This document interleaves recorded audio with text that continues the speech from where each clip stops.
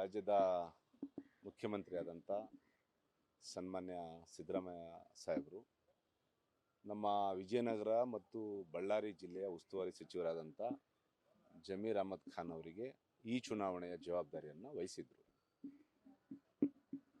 So ಹಾಗಾಗಿ ಇಲ್ಲಿ 11 ಜನ ಕಾಂಗ್ರೆಸ್ ಪಕ್ಷದಿಂದನೇ ಆಯ್ಕೆಯಾಗಿರೋದು. 11 ಜನ ಕಾಂಗ್ರೆಸ್ ಪಕ್ಷದಿಂದನೇ ಆಯ್ಕೆಯಾಗಿರೋದು. ಒಬ್ಬರು ಇಂಡಿಪೆಂಡೆಂಟ್ ಆಗಿ ಆಯ್ಕೆಯಾಗಿದ್ದಾರೆ.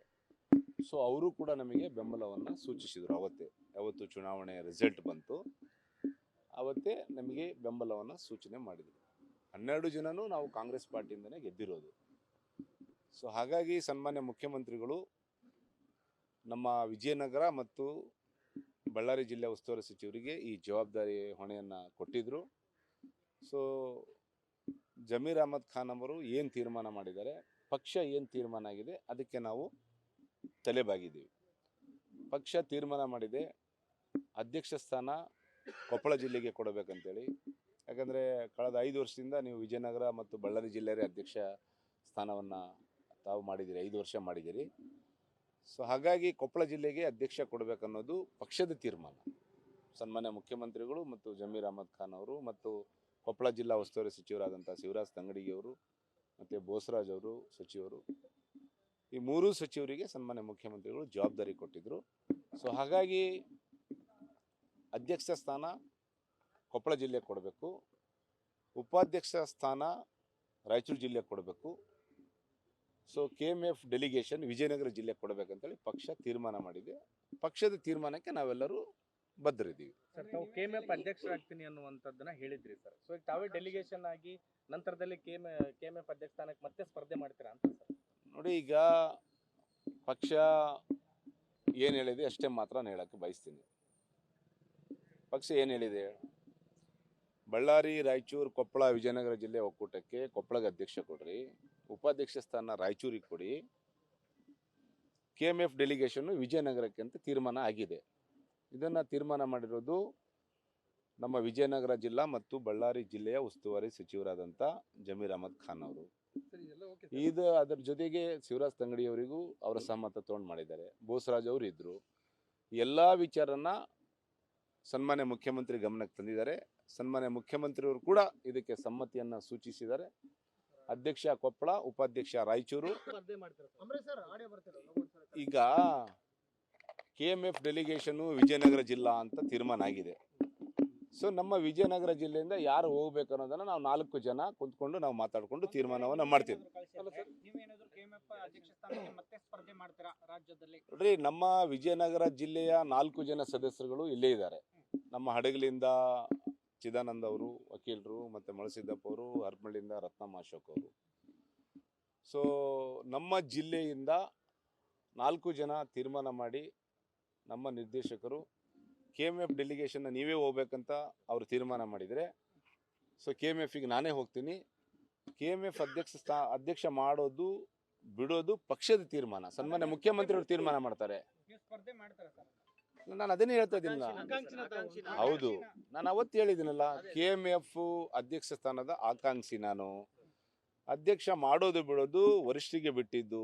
ಸನ್ಮಾನ್ಯ ಮುಖ್ಯಮಂತ್ರಿಗಳಿದ್ದಾರೆ, ಉಪಮುಖ್ಯಮಂತ್ರಿಗಳು DK ಶಿವಕುಮಾರ್ ಅವರಿದ್ದಾರೆ, ಸಹಕಾರ ಸಚಿವರು ರಾಜಣ್ಣ ಅವರಿದ್ದಾರೆ, ಪಶುಸಂಗೋಪನಾ ಸಚಿವರು ವೆಂಕಟೇಶಣ್ಣ ಅವರಿದ್ದಾರೆ. ಎಲ್ಲದಕ್ಕಿಂತ ವಿಶೇಷವಾಗಿ ನಮ್ಮ ಬಳ್ಳಾರಿ ವಿಜಯನಗರ ಜಿಲ್ಲೆಯ ಸಚಿವರಾದಂಥ ಜಮೀರಣ್ಣ ಅವರಿದ್ದಾರೆ. ಸೊ ಉಳಿದಂಥ ಎಲ್ಲ ಸಚಿವರು, ನಮ್ಮ ರಾಜಕೀಯ ಗುರುಗಳಾದಂಥ ಸಂತೋಷ್ ಲಾಡ್ ಅವರಿದ್ದಾರೆ. ಎಲ್ಲ ಸಚಿವರು ಏನು ತೀರ್ಮಾನ ಮಾಡ್ತಾರೆ, ಸೊ ಸನ್ಮಾನ್ಯ ಮುಖ್ಯಮಂತ್ರಿಯವ್ರ ಜೊತೆ ಮಾತಾಡ್ತೀವಿ. ಸೊ ಸನ್ಮಾನ್ಯ ಮುಖ್ಯಮಂತ್ರಿಗಳು ಮತ್ತು ಉಪಮುಖ್ಯಮಂತ್ರಿಗಳು ಮತ್ತು ಸರ್ಕಾರ ಏನು ತೀರ್ಮಾನ ತೊಳುತ್ತೆ ಮತ್ತು ಪಕ್ಷ ಏನು ತೀರ್ಮಾನ ತೊಗೊಳ್ತಾರೆ ಅದಕ್ಕೆ ನಾನು ಬದ್ಧನಿದ್ದೀನಿ. ಇಲ್ಲ ನೋಡಿ, ಸುರೇಶ್ ಅಣ್ಣ ಅವರು, DK ಸುರೇಶ್ ಅವರು ಸ್ಪರ್ಧೆ ಮಾಡ್ತಾರೆ ಅನ್ನೋದು ವಿಚಾರ ನನಗೆ ಗೊತ್ತಿಲ್ಲ. ಅದು ತಮ್ಮ ಮೂಲಕನೇ ನಾನು ತಿಳ್ಕೊಂಡಿರೋದು. DK ಸುರೇಶ್ ಅವರು ಸ್ಪರ್ಧೆ ಮಾಡ್ತಾರಾ ಬಿಡ್ತಾರೋ ಅದು ನನ್ನ ಗಮನಕ್ಕಿಲ್ಲ. ಅದನ್ನೇ ಹೇಳಿದ್ನಲ್ಲ, DK ಸುರೇಶ್ ಅವರು ಸ್ಪರ್ಧೆ ಮಾಡ್ತಾರೆ ಅಂದ್ರೆ ಪಕ್ಷ ಮತ್ತೆ ಕುಂದರ್ಸಿ ಮಾತಾಡುತ್ತಾರೆ, ಪಕ್ಷ ತೀರ್ಮಾನ ತೊಳುತ್ತೆ. ನೋಡ್ರಿ, ಇದರಲ್ಲಿ ಪಟ್ಟು ಪ್ರಶ್ನೆ ಬರಲ್ಲ, ಇಲ್ಲ ಇಲ್ಲ. ನೋಡಿ, ಈಗ ನಾನು ಎಲ್ಲ ವಿಶೇಷವಾಗಿ ಬಳ್ಳಾರಿ, ವಿಜಯನಗರ, ಕೊಪ್ಪಳ, ರಾಯಚೂರು ಒಕ್ಕೂಟದ ನಿರ್ದೇಶಕರಿಗೆ ನಾನು ವಿಶೇಷವಾಗಿ ಅವರಿಗೆ ಅಭಿನಂದನೆ ಸಲ್ಲಿಸಬೇಕಾಗುತ್ತೆ. ಸೊ ರಾಯಚೂರಿಂದ ಇರ್ಬೋದು, ನಮ್ಮ ಅಮರಗೊಂಡಪ್ಪರು ಇರ್ಬೋದು, ಸೊ ನಮ್ಮ ವಿಜಯನಗರ ಜಿಲ್ಲೆ ಡೆಲಿಗೇಷನ್ ಇರ್ಬೋದು, ರಾಯಚೂರು ಎಲ್ಲ ಡೆಲಿಗೇಷನ್ ಇರ್ಬೋದು, ಕೊಪ್ಪಳದಲ್ಲಿರ್ಬೋದು, ಭಾಳಷ್ಟು ಜನ ನನಗೆ ಅಧ್ಯಕ್ಷ ಆಗಬೇಕನ್ನೋದೇ ಭಾಳ ಜನ ಬಯಸಿದ್ರು. ಭೀಮಾ ನಾಯಕ್ ಅವರೇ ಅಧ್ಯಕ್ಷ ಆಗಬೇಕು ಅಂತೇಳಿ. ಯಾಕಂದರೆ ಇದು ಬಳ್ಳಾರಿ, ರಾಯಚೂರು, ಕೊಪ್ಪಳ, ವಿಜಯನಗರ ಜಿಲ್ಲೆ ಒಕ್ಕೂಟದ ಚುನಾವಣೆಯ ಪ್ರಕ್ರಿಯೆ ಕೋರ್ಟಲ್ಲಿತ್ತು, ತಮಗೆಲ್ಲ ಗೊತ್ತಿದೆ.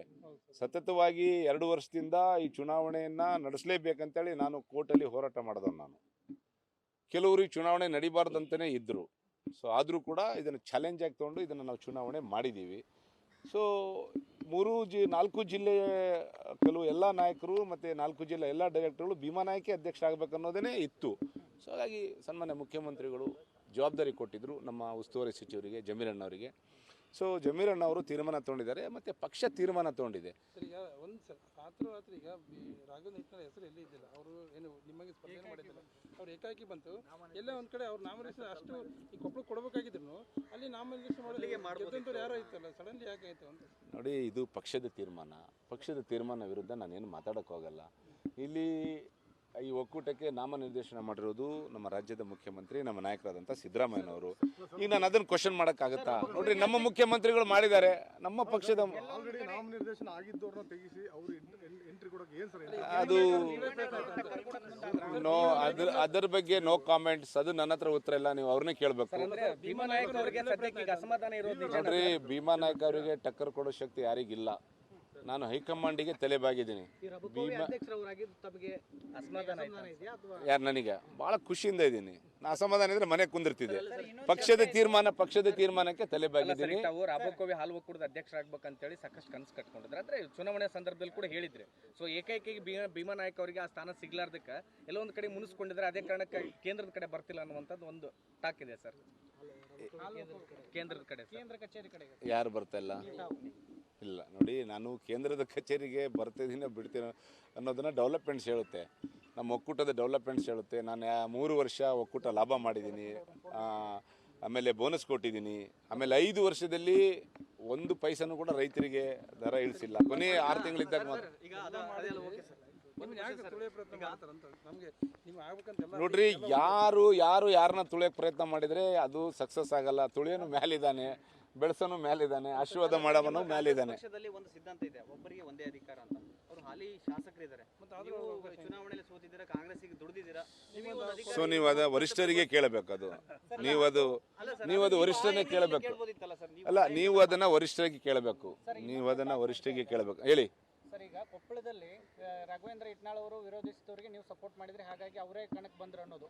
ಅದು ಗೊತ್ತಿಲ್ಲಪ್ಪ ನನಗೆ, ನೀವು ಅವ್ರನ್ನೇ ಕೇಳಬೇಕು.